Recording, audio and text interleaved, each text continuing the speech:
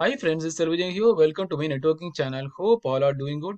And today the topic I'm going to discuss how to configure the MPLS Layer 3 VPN with PECA. I'm going to configure as a RIP. So P is nothing but a provider edge router placed at the provider end, and C is placed at the customer premises. So this both the routers I'm going to configure the RIP as a routing protocol. So before that, let us understand the overview of MPLS, how it works exactly. So based on the architecture, these three routers are called as a MPLS cloud environment. That is PE1, P and PE2. So these three routers we called as an MPLS cloud. And these are both are the customer edge router. They don't have any knowledge of MPLS. So we need to enable the connectivity from CE1 to CE2. So let us see how it works exactly. So the packet will be routed from the CE1 to PE1 router. In the provider edge router, I will be pushing a label, what we called as a label push. So this label will be appended to the prefix and will send it to the provider router. That's a core router. So what we called as a label packet. Say this label is 22.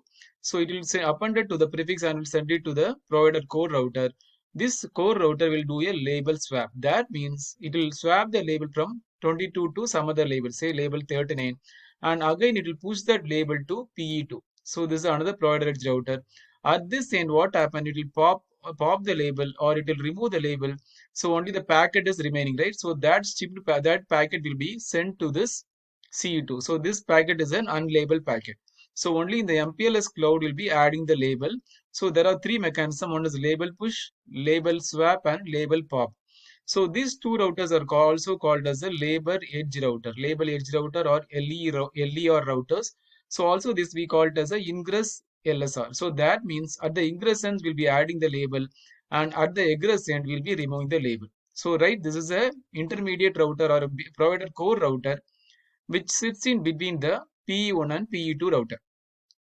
So this is the mechanism it actually works. So now let us understand what are the things we need to configure for the MPLS to work.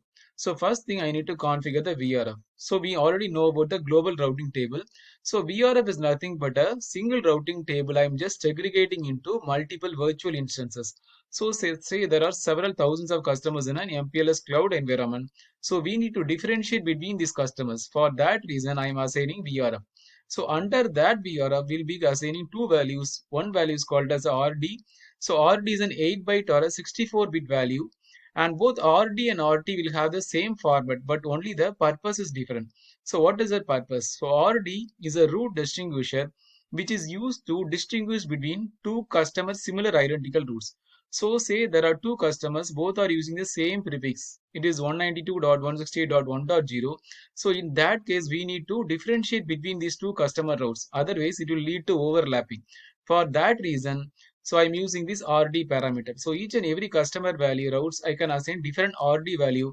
In that way, we can prevent the overlapping of prefixes. So MPLS, that is another big advantage is we can prevent overlapping of prefixes. Even though there are multiple prefixes which were using the same prefix value for multiple customers, it will not lead to overlapping. So that's the biggest advantage of MPLS.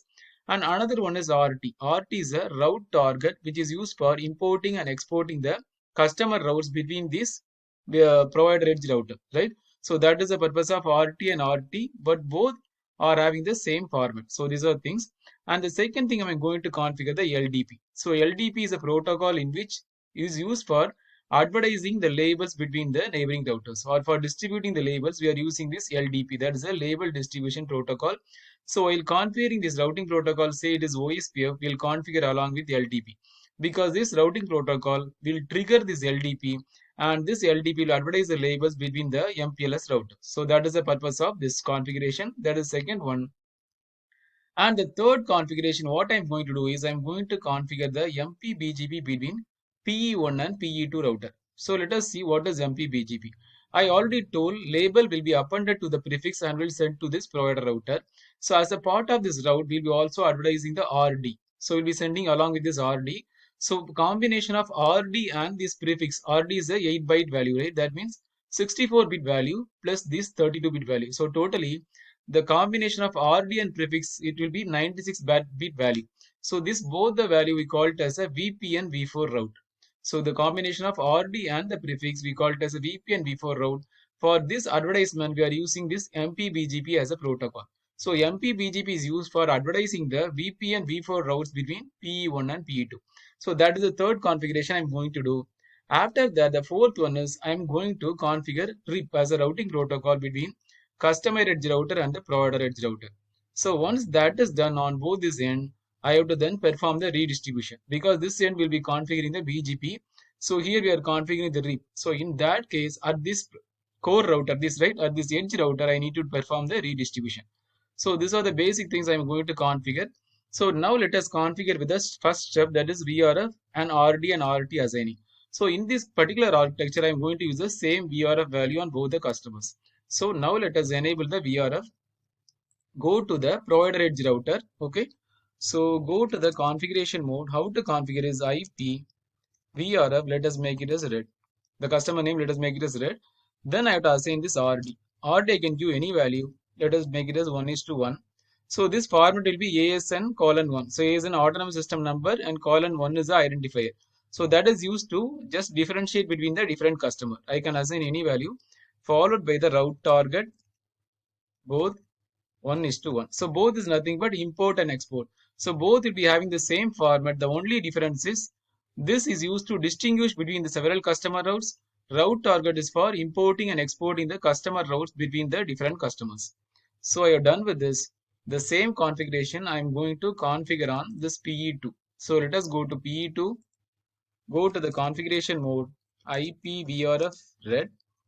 Okay, so let us configure RD value is 1:1 and route target both 1:1. So these are the configuration I have done, right? So first is the VRF thing and second RD and RT. So how to view the configuration is show IP VRF. You can see the configuration, show IP VRF and show IP VRF. You can see the RED also. You can do like this. So this is the thing I have to view the configuration. And the second thing, I am going to enable this VRF on this corresponding interface. So I have to enable VRF on the configuration mode of PE1, PE2 and also on the customer end facing this PE1. So we have to configure on the customer end facing this provider edge router. So that always keep it in mind. So go to PE1 and go to the configuration mode, interface fast Ethernet 0/0. What is the command is IP VRF forwarding red. So after doing this, automatically the assigned IP will be removed. So again, we have to configure this IP address 192.168.12.2, 55.55.55.0. Let us do a no shift. Similar we have to do on this end also. This end also we need to do. So go to this PE2 configuration mode, interface fast Ethernet 0/0, IP VRF forwarding red, right? So this is the VRF we have created, VRF red. So I activated on the interface. Again, it is removed. So we have to enable it again. IP address 192.168.45.1, 255.255.55.0. Let us do a no shift. So I have done this. Now what we have to do? The second step, I need to enable the LDP and IGP configuration. So IGP is nothing but I have to enable OSPF configuration on all these three routers along with this LDP. So that's the thing I'm going to do. Now let us configure.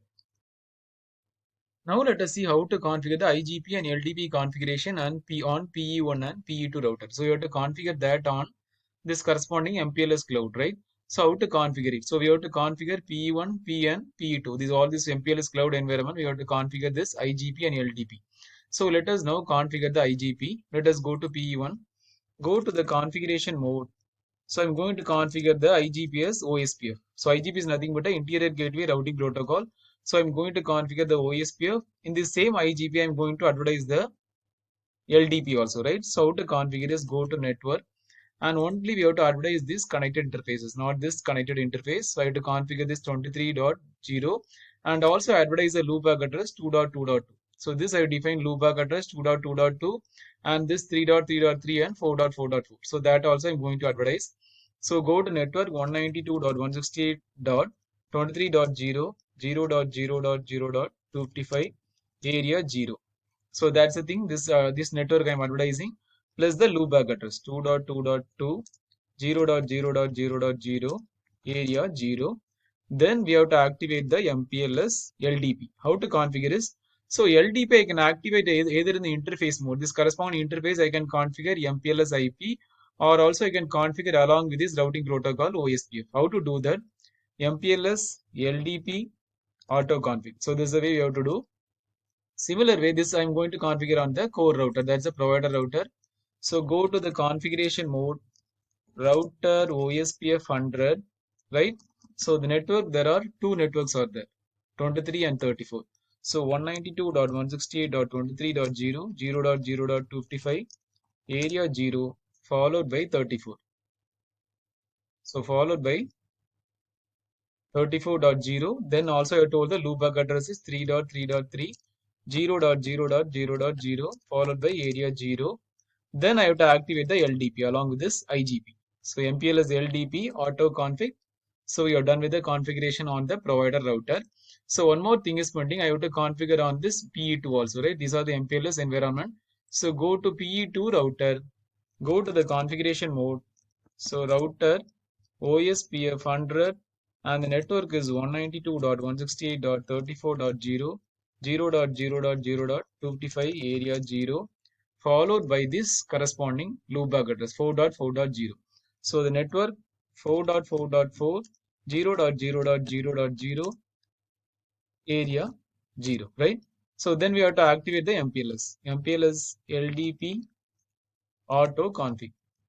So now I activated. Now you have to check the MPLS interfaces and the MPLS neighbor command, LDP neighbor command. So second thing you have done is LDP and IGP, right? So now you have to check the LDP always will establish a hello with the neighboring router, right? So how to check that? Go to PE1. So you're able to see, right? LDP neighbor is up. So it will also establish a neighbor relationship with the other PE2 router. Show MPLS interfaces nothing but will show whether the MPLS LDP is active. So then let us check so MPLS is already active, right? LDP is active. So let us check the neighbor. Show MPLS LDP neighbor. So it is showing it is having only one corresponding neighbor, that is 3.3.3, right? So let us check from PE2 also. So here it is showing LDP neighbor is up. So let us check from core router. Show MPLS interfaces. So it is already LDP is active, LDP protocol is active. So now let us check the LDP neighbor. Show MPLS LDP neighbor. So it is having two interfaces, 2.2 and 4.4, right? So this 2.2 is this loopback address, 4.4 is this loopback address. So the MPLS is active. So now let us check one more thing, that is MPLS forwarding table. MPLS forwarding table is nothing but it works at the data plane. So with this forwarding table, it will take place in the active thing, how to forward the packet based on the label. So that is done using this MPLS forwarding table. So this will have all the tag and the corresponding prefix. So we'll be having this prefix appended with the label, right? So all this information will be having in the MPLS forwarding table. So this forwarding table works at the data plane. So there are two types of plane. One is the control plane and the data plane. So in the control plane, it will used for exchanging the routing and the label information. So routing information here is exchanged using OSPF routing protocol, and label information is exchanged using the LDP routing protocol. So this only works at the control plane.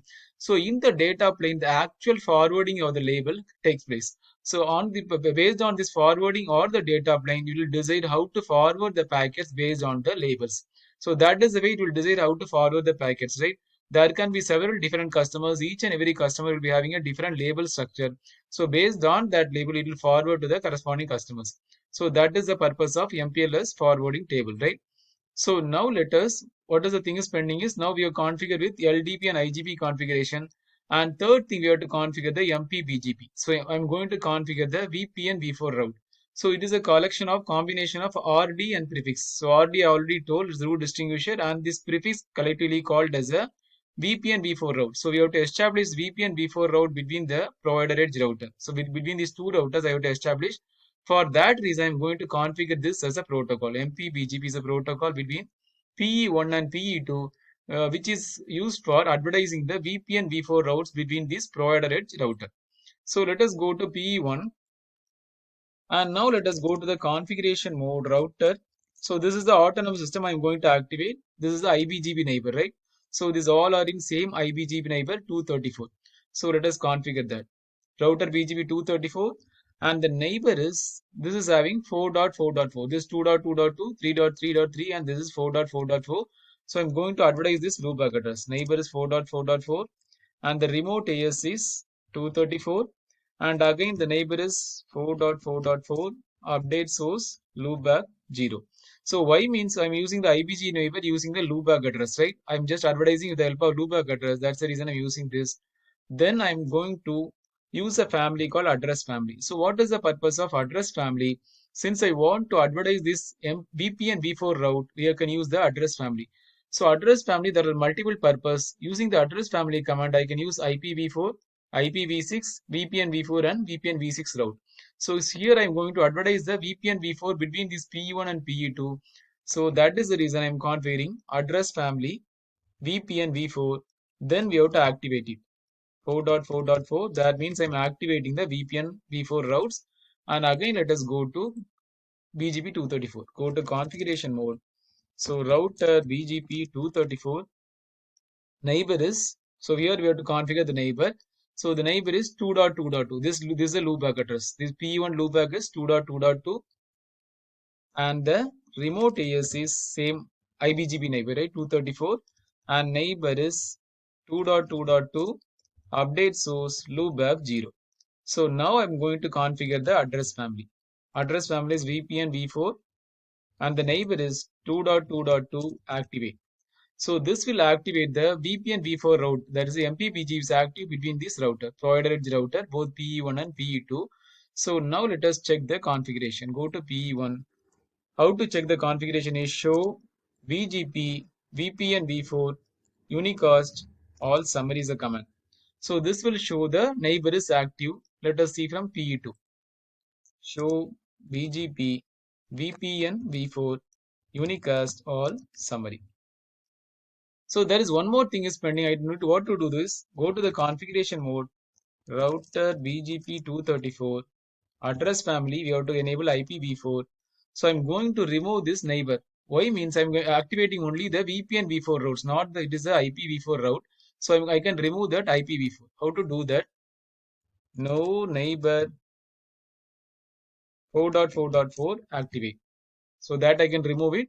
So now let us go to PE2 and we can do that. So router BGP 234, address family IPv4. So no neighbor, that means it is not IPv4 route, it's a VPN v4 route, right? So that's the reason I'm removing. So in removing this, now let us go to the configuration. So now let us check the show BGP VPN v4. See, let us see. So now it is coming up, right? Since we have removed this IPv4 only, we are activating the MPBGP. That's a VPN v4 between P1 and P2. That is the purpose I removed that. So that VPN v4 is still active. So that's the purpose of configuring this. After this, what we have to do, let us see from this end also. Yeah, this also neighbor is up, right? So that means the third step is over. That is MPBGP between PE1 and PE2 you're done. So 3 steps we are done. So the fourth step is I need to activate the RIP between CE1 and PE1 router and CE2 and PE2 router. So let us activate the RIP. So go to CE1, go to the configuration mode. So router RIP and version is 2. Let us make the version is 2. So the same version I have to do in this router also. So CE1 I'm activating RIP. So let us go here. And the network is 192.168.12.0, right? So that is a route.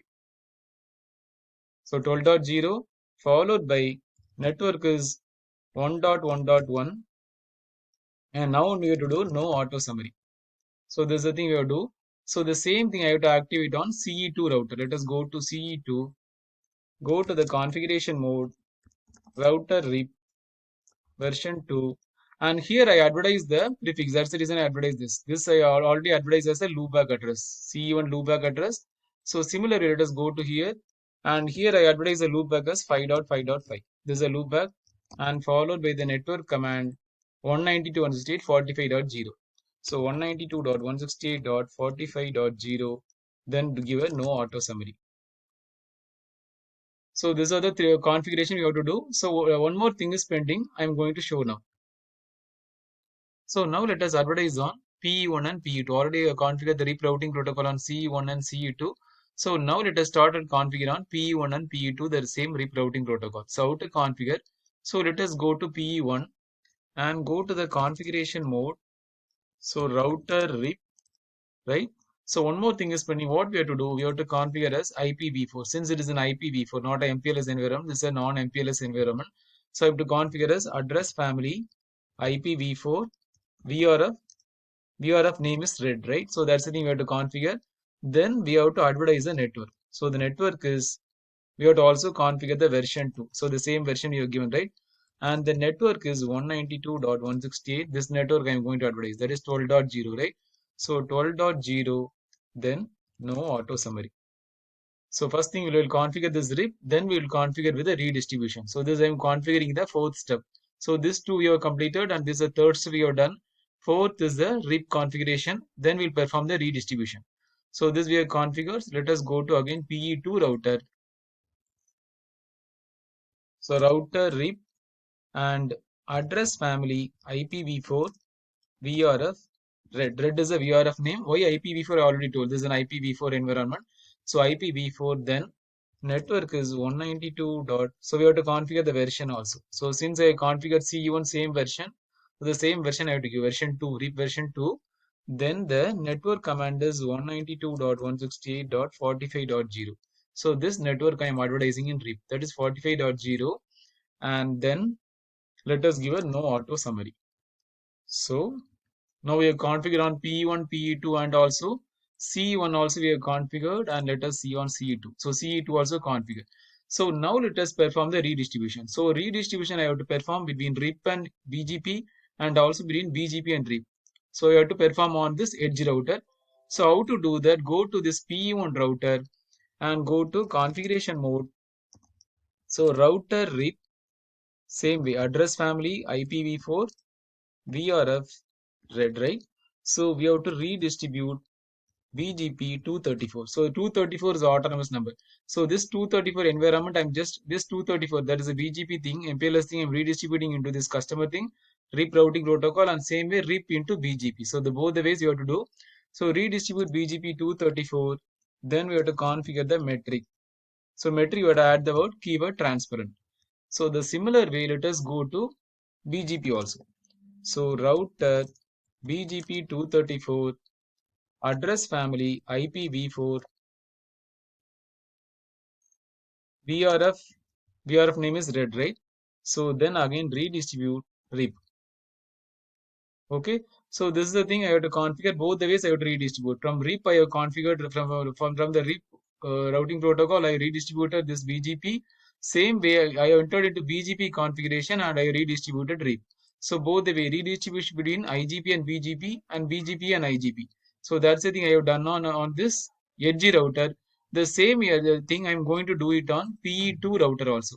So let us go to PE2, go to the configuration mode and router RIP address family IPv4 VRF red redistribute BGP is 234, that is the autonomous number, and metric is transparent.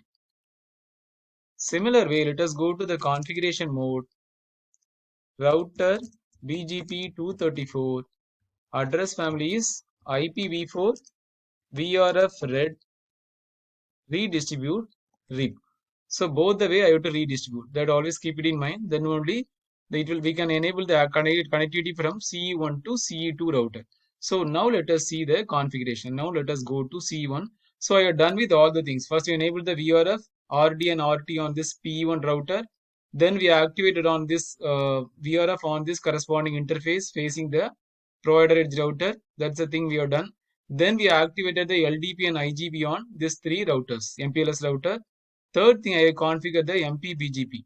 That is a VPN v4 routes between this PE1 and PE2. Fourth, I configured the RIP configuration between CE1 and CE2. Then we have done the redistribution. So now let us see the routing entries. Go to CE1 and let us check the routing entries. Show IP route.